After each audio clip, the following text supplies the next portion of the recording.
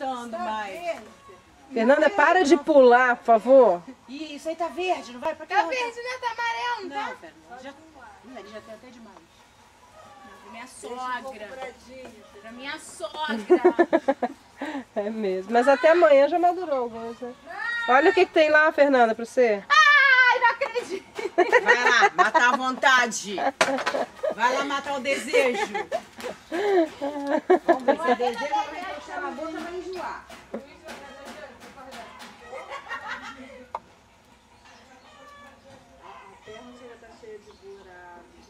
Ela tá muito gordinha, né?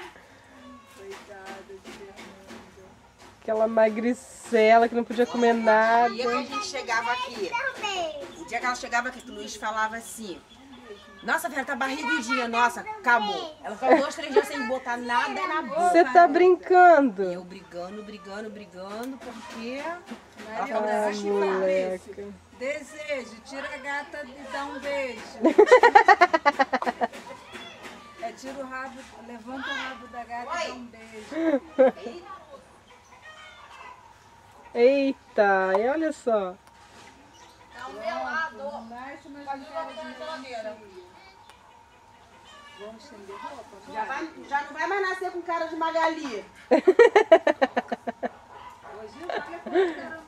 Vixe, Maria.